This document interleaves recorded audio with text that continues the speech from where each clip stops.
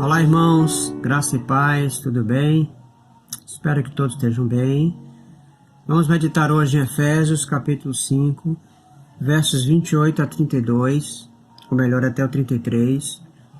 Eu vou ler todos os versículos à medida que for falando.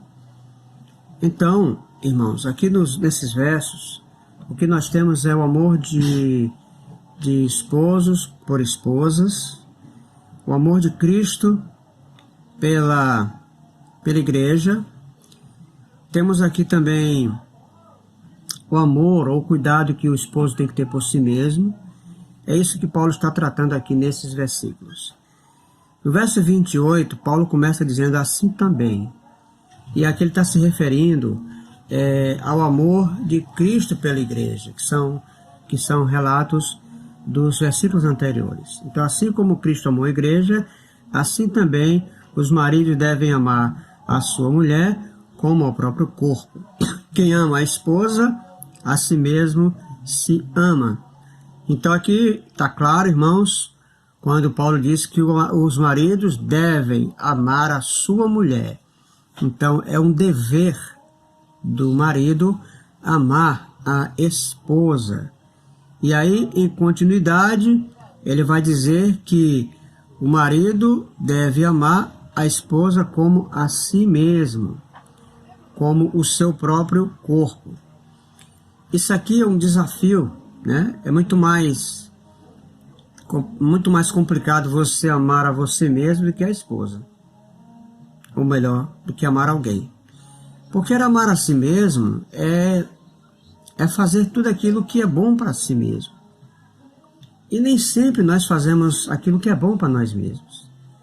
Muitas vezes nós comemos coisas que são prejudiciais à saúde.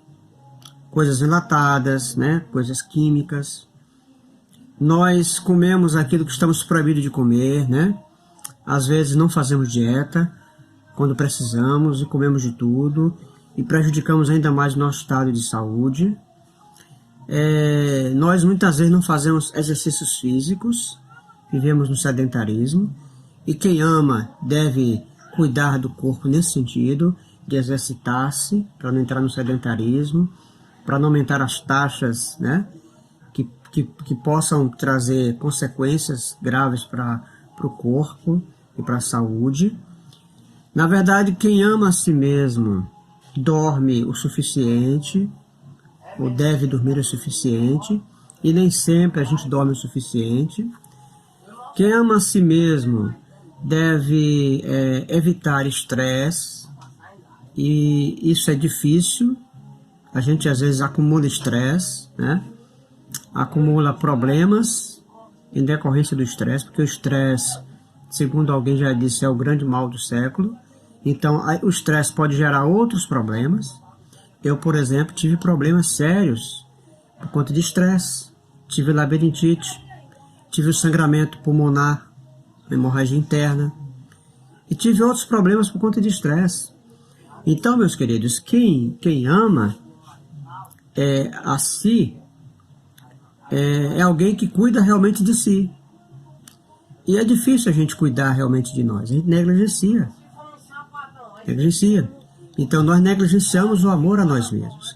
Por isso que eu digo que é mais fácil amar a esposa do que às vezes amar a nós mesmos. Mas aí é o que o texto diz, né? Amar a esposa como o próprio corpo. Aí o verso 29 diz: porque ninguém jamais odiou a própria carne, antes a alimenta e dela cuida. Veja só, quando Paulo diz que ninguém jamais odiou a própria carne, isso é o ideal. É o ideal. Ninguém odiar a carne, ou cuidar dela, alimentar bem ela. Mas na prática nem sempre é assim, né? Nem sempre a gente está realmente nos alimentando devidamente, comendo aquilo que é saudável. Muitos de nós não comemos o que é saudável porque não temos como comprar. Mas muitos têm como comprar e não cuida dessa parte, né? E come muita coisa que não deveria comer. Come frituras, né? Come coisas enlatadas, come fora de hora, porque também comer fora de hora é um problema. Então, meus queridos, na prática a gente realmente muitas vezes não cuida de nós mesmos. Não nos alimentamos ou não nos alimentamos bem. Mas a recomendação de Paulo aqui é de nós simplesmente não odiarmos o corpo, mas alimentarmos bem e cuidarmos bem dele, assim como Cristo cuidou da igreja. É o que diz o final do verso 29. A ideia aqui é de que Cristo cuidou da igreja, assim também temos que cuidar de nós mesmos e, consequentemente, amar as nossas esposas. Verso 31, eis porque jamais, ou melhor, porque deixará o homem a seu pai e a sua mãe, e se unirá a sua mulher, e se tornarão os dois uma só carne. Então aqui nós temos a união, né, do marido ou a esposa, tendo deixado pai e mãe, e isso por amor. Então o que move a união aqui, o que deve mover a união de um marido, de um homem para com a mulher, é o amor. Mas infelizmente isso não acontece. Muitas pessoas não se casam por amor. Se casam por interesses financeiros, pela beleza física, por pressão da família, por questões, por dar satisfações às pessoas, por não querer ficar sozinho, né? Por não demonstrar que é homossexual ou homoafetivo, mostrar que é hétero, né? Então vai se casa para dar satisfações. Então não são essas motivações. A motivação única é o amor. Deixará homem, pai e mãe, se unirá a sua esposa por amor. E aí diz no verso 32, grande é esse mistério, mas eu me refiro a Cristo e a igreja. Então assim como Cristo amou a igreja e se entregou por ela, assim também devem ser os maridos amando as suas esposas e vice-versa, e um se entregando ao outro por amor.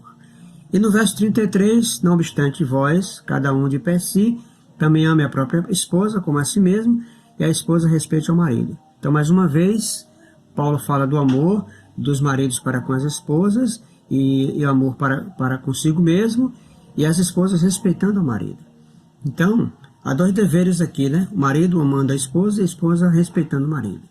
Mas aí a gente pode entender, por questões práticas, que a mulher também deve amar o marido e o marido também deve respeitar a mulher, a esposa.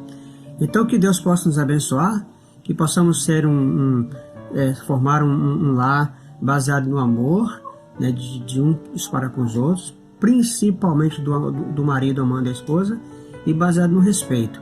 A esposa respeitando o marido e o marido respeitando a esposa. Com fidelidade, sem traição, né, com harmonia. Que Deus possa nos abençoar. Que possamos viver essa realidade maravilhosa enquanto família, né? Debaixo do amor e debaixo do respeito. Que Deus te abençoe. Que você tenha um excelente dia em nome de Jesus.